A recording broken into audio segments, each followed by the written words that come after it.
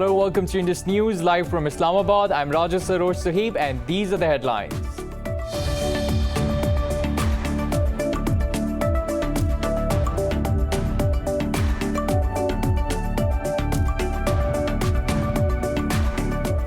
President Joe Biden has called for national unity as the US marks the 20th anniversary of the 9/11 attacks that killed nearly 3,000 people.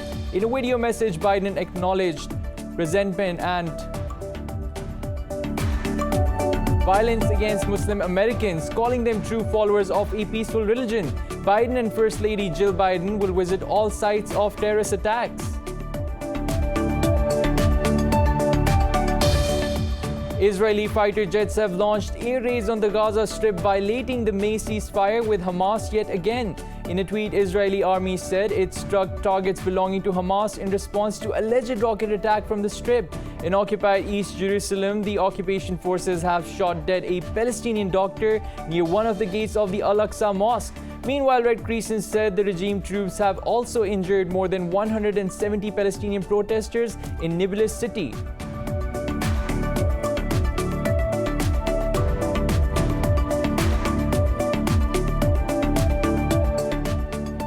In Myanmar, at least 20 villagers have been killed in the country's deadliest fighting between the government troops and resistance forces since July. The fighting in Megway region's Myanthar village started on Thursday, 2 days after opposition's call for nationwide uprising. According to the international media, the troops used heavy artillery, which resulted in casualties.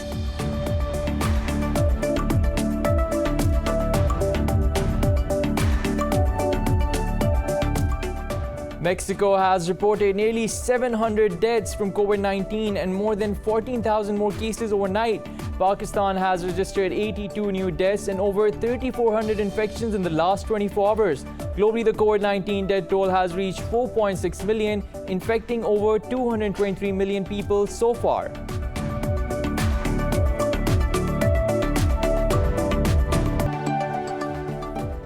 That's all with the headlines. We'll be right back with the details after a short break.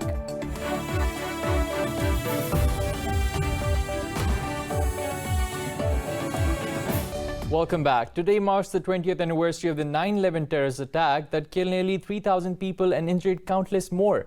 US President Joe Biden honored the memories of those killed and injured in the attacks while calling for national unity. More in this report.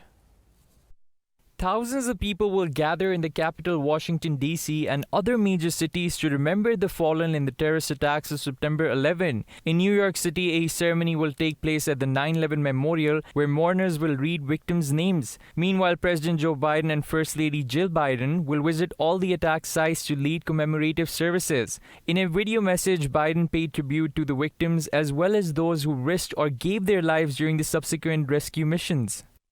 To the families of the 2,977 people from more than 90 nations killed on September 11th, 2001 in New York City, Arlington, Virginia, and Shanksville, Pennsylvania, and the 1,000 more who were injured.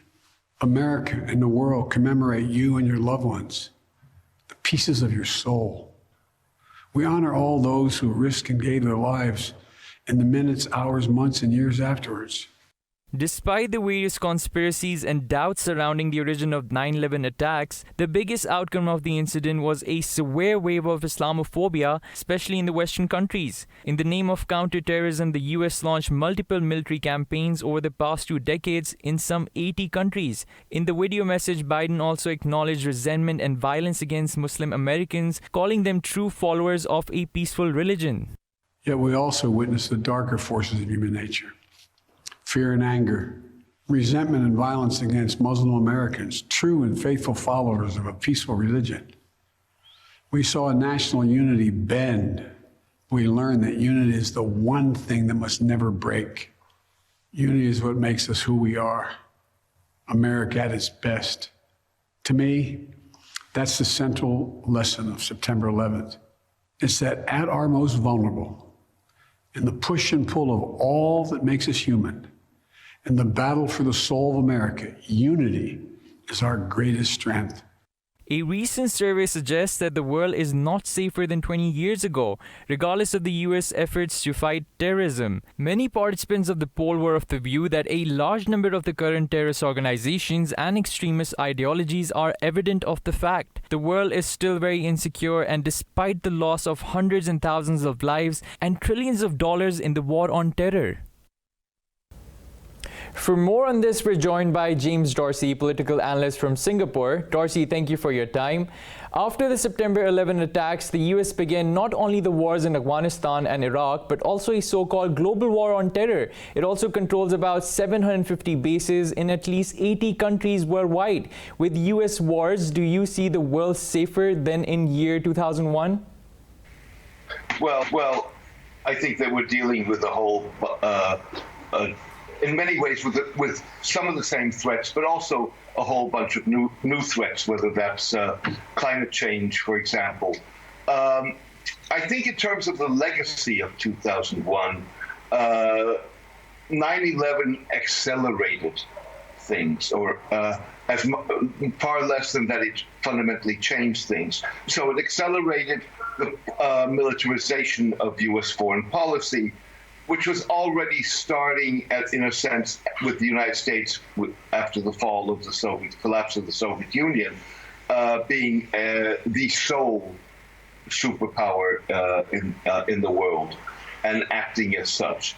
What I think much of the discussion has not addressed is the fact that far more than the militarization of foreign policy is probably the legacy of Osama bin Laden when it comes to undermining the cohesiveness, or contributing to the undermining of the cohesiveness of societies across the world, whether we're talking about the West with the rise of populism, nationalism, Islamophobia, anti-Semitism, other forms of racism, whether we're talking about Hindutva in India, or for that matter, the cultural genocide against Uyghurs in China.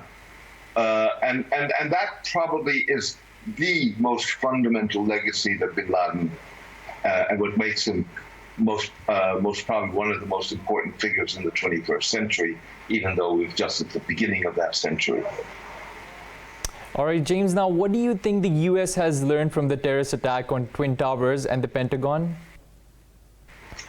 I think we're about to find out, if you wish. What you're seeing at the moment is a significant foreign policy debate among what's called the blob, the foreign policy community in Washington, with new institutions arising that, like the Quincy Institute, that advocate a very different approach to foreign policy, one that, in a sense, President Joe Biden seems to be endorsing when you look at what is emerging as the Biden doctrine, if you wish. But that debate has yet to be concluded, and it has to be put to the test. So I think it's too early to draw conclusions what lessons are being learned. But the fact that there is a debate, and that debate is particularly accentuated by the way the Afghan war ended and the US withdrawal, the fact that that debate is taking place is very important. All right. Now, has the US defeated Al-Qaeda war after its longest war in Afghanistan? I think you've got to define defeat. First of all, let's be clear. Political violence has been a fixture of human history from day one. So you can question the sensibility of the war on terror, and it will be a fixture of human history. So the issue with political violence is not ending it; it's containing it, it's preventing it, which really means that you're talking about looking at what drives people towards political violence and addressing those issues. When it comes to Al-Qaeda, Al-Qaeda essentially has a different strategy, and that is where you see the difference between Al-Qaeda on the one hand and the Islamic State on the other. In many ways, the Islamic State has the strategy that Al Qaeda had in the days of the of 9/11, and before that, the attack on the USS Cole, the U.S. Navy ship, and the U.S. embassies in Africa, in Kenya and in Tanzania. So, with other words, cross-border targeting the far away from where you are, U.S. targets, or the kind of attacks that we saw in Europe up until 2017, and for which now you have the trials going on in both Paris and Brussels. And on the other hand, Al Qaeda, which has a much more long-term strategy, and is much more today about building grassroots, building community, winning trust through good governance, and then moving to a phase where it employs political violence on a grander scale again. Right. So what do you think, how should America celebrate this anniversary of 9/11 attacks after its withdrawal from Afghanistan? Look, I think that it's obviously correct for the United States to honor the memories of those who were killed, the victims of 9/11. And it's fair to honor the sacrifices that the U.S. military, for good or for bad, it was politicians that took decisions, not the military. But the military paid a price certainly in terms of blood, but also in terms of treasure. And I think that's something one should honor, whether or not one agrees with the strategy. And I think, the debate that I was mentioning earlier that's taking place about U.S. foreign policy is another way of honoring 9/11 and looking at Afghanistan and obviously Iraq. Let me just say one thing, which I think is very important. Afghanistan was a war that the United States could not avoid. This was not a war of choice. The problem with the war in Afghanistan was that there was no strategy. There were no clearly defined goals, or the goals kept shifting. And there was no thinking through of what intervention in Afghanistan would mean and what that would really require of the United States.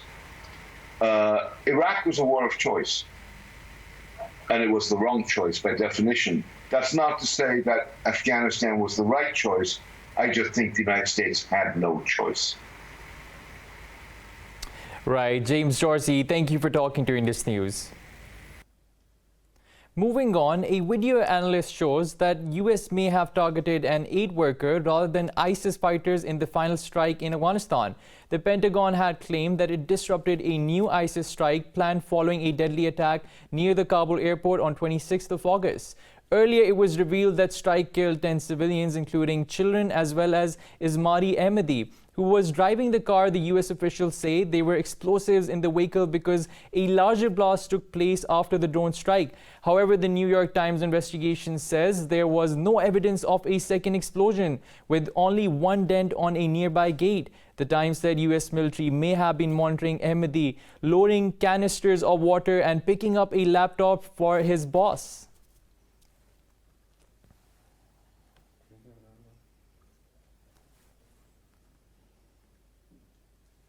Afghanistan's National Resistance Front says the battle against the Taliban is not over. A group spokesperson said the resistance will continue despite the Taliban's takeover of Panjshir. In another development, U.S. envoy Zalmay Khalilzad said over 250 foreign nationals have departed Kabul on Qatari flights in the past 3 days.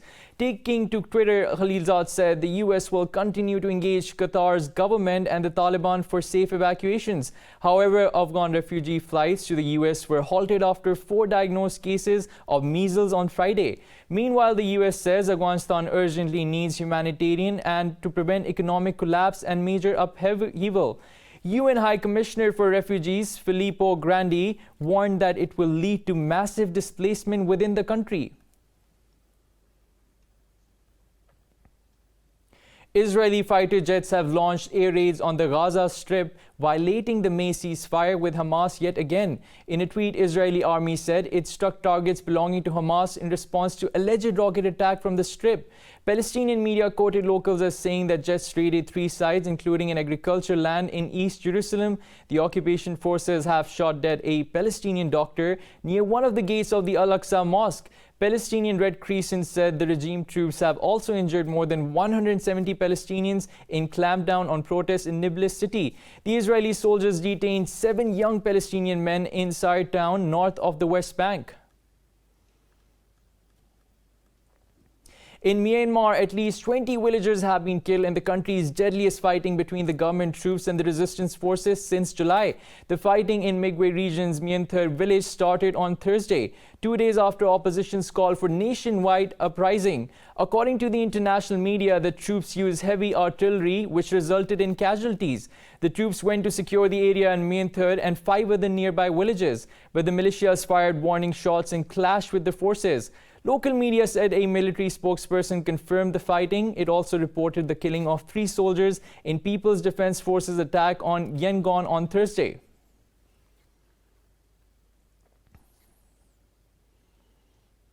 Russia has summoned the U.S. ambassador over alleged election interference ahead of parliamentary polls later this month.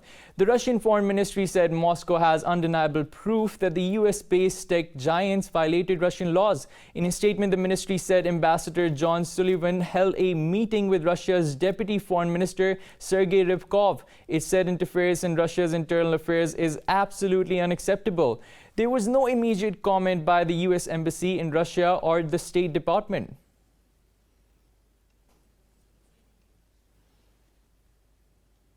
It's time for a short break. We'll be right back.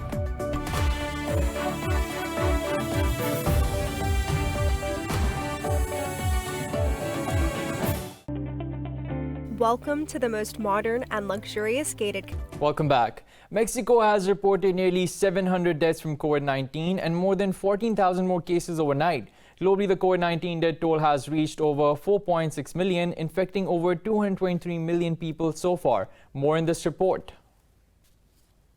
The Indian Delta variant has brought about new waves of COVID-19 across the world, worsening the situation with increasing infections and deaths. In the US, a Florida appeals court ruled in favor of governor, effectively reinstating his ban on mask mandates in the state's public schools. The White House says President Joe Biden wants the relevant authorities to have all the needed resources to enforce the employer vaccine mandate. This comes after Biden said he's disappointed with Republicans who pushed back his plan to require most federal employees to get vaccinated. The Centers for Disease Control says unvaccinated people are over 4 times more likely to contract COVID-19 and 11 times more likely to die from it.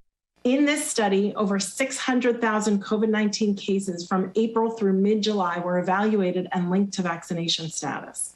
Looking at cases over the past 2 months when the Delta variant was the predominant variant circulating in this country, those who were unvaccinated were about 4.5 times more likely to get COVID-19, over 10 times more likely to be hospitalized, and 11 times more likely to die from the disease. Greece introduced steps to crack down on fake vaccination certificates after a vaccination center worker provided over 40 people with false papers. Meanwhile, France's former health minister has been charged over her handling of COVID-19. The virus is coming. It was in China. You saw a young Chinese doctor's death. Everyone there was wearing masks. But in France, in early 2020, especially Madam Health Minister, the PM, and other health authorities told us that masks are useless. We as medical workers with a pandemic that could be transmitted by mouth were told that no, don't wear masks. They're useless. And so as a medical worker with 2 colleagues, we filed a complaint. Australia's Queensland state said it may order snap lockdown after new cluster of cases as the country logged record cases. Meanwhile, campaigners urged Australia to release detained asylum seekers after a COVID-19 case was confirmed at a facility in Melbourne. In New Zealand, cases are rising again, denting optimism that the country was on course to eradicate the virus once more. Meanwhile, Pakistan has reported 82 more deaths from COVID-19 in the past 24 hours. The Health Ministry says the death toll has reached 26,662. It said over 100 people contracted the virus overnight. So far, coronavirus has infected more than 1.2 million people in the country, while more than 1 million have recovered. Health officials say over 91,000 cases are still active, of which over 5,300 are critical.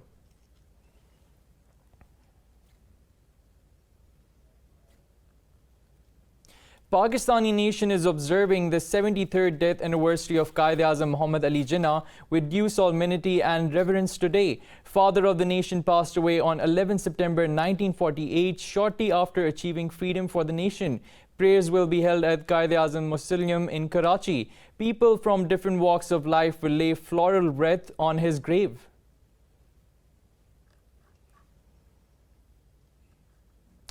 Beijing says China and Vietnam should refrain from unilateral actions on South China Sea that could complicate the situation. China's State Councillor Wang Yi made the remarks in a meeting with Vietnamese Deputy Prime Minister Pham Minh Minh during a visit to Vietnam. Wang said both states should cherish the hard-won stability and peace at the sea and must resist the intervention of foreign forces. The two sides also agreed to continue supporting each other in the socialist cause and strengthen bilateral coordination. China has historical sovereignty over most of the waterway, but its neighbors and the US say the claim has no basis in international law.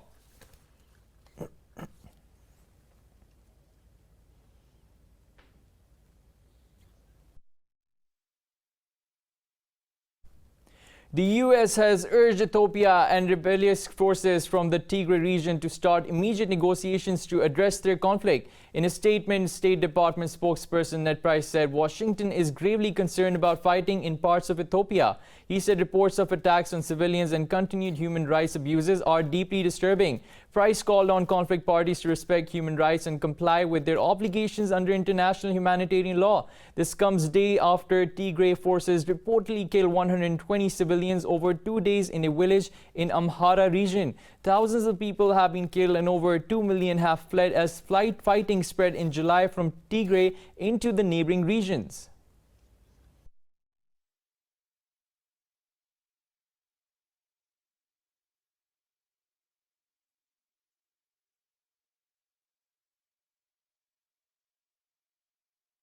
At least one person has died and 10 others are missing after a landslide in central Mexico. The landslide at Cerro del Chiquito buried 4 homes in the municipality of Tintipani near Mexico City. 4 children are among those missing. The National Guard troops and rescue workers are searching for the survivors. Authorities had evacuated about 80 surrounding homes as a precaution and asked people to avoid the area. Authorities believe recent heavy rainfall and an earthquake caused the landslide. In Bolivia, wildfires raging through the country's Chicotanía region have cut off multiple communities and destroyed protected reserves. Officials say the blazes burning since August have affected over 1,200,000 hectares of land. They say more than 12 tons of aid have been moved to help the affected families. Meanwhile, in Peru, a wildfire has spread across the hills of the Urubamba district in Cusco. Authorities say at least 80 hectares of grasslands and shrubs have been affected by the blaze. One house has been destroyed while dozens of cattle have also died. The army and local rescue workers have been mobilized to help fight the fire.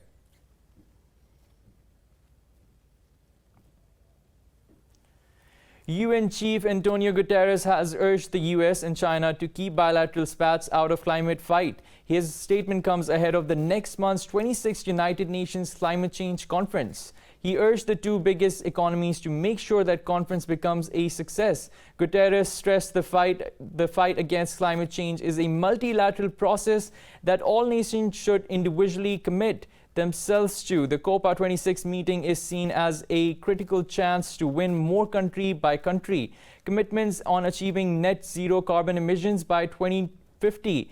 Earlier, China's President Xi Jinping, in a phone call with the US counterpart Joe Biden, urged that breakthroughs could still be made on climate change if both sides respect their core concerns.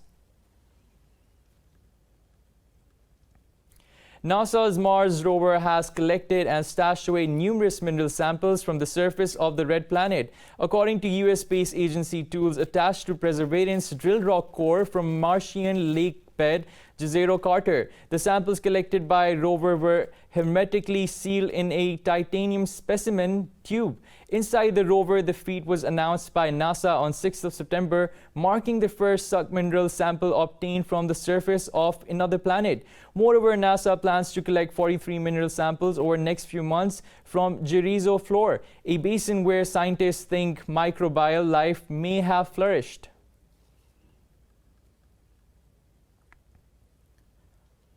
In China, the 2021 World Robot Conference has kicked off in Beijing, featuring robots in the service sector and other droids. More in this report. The conference invited more than 300 top scientists from China and abroad and displayed more than 500 products from over 110 companies. Among the robots is a dog-shaped robot that can replace humans to complete some tasks in complex and dangerous scenarios. Its biggest advantage is that it can replace humans to complete some tasks in complex and dangerous scenarios. For example, it can adapt to terrains such as stairs, slopes, gravel roads, and grass. In our daily life, we can replace people to do some equipment safety inspection work in some power plants and substations in a high voltage environment. Another nursing robot for the country's increasing aging population can take people to the toilet, bathtub, and back to bed. Its owners Liu Dongguang sees China as the biggest market for nursing robots, as it has a large number of elderly people and an aging society.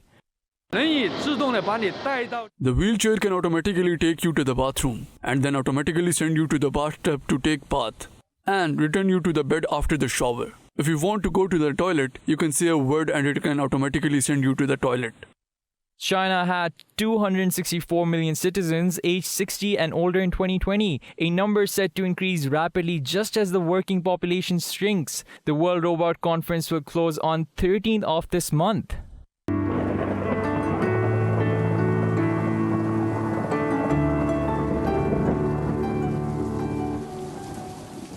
Now it's time to have a look at the weather situation around the globe.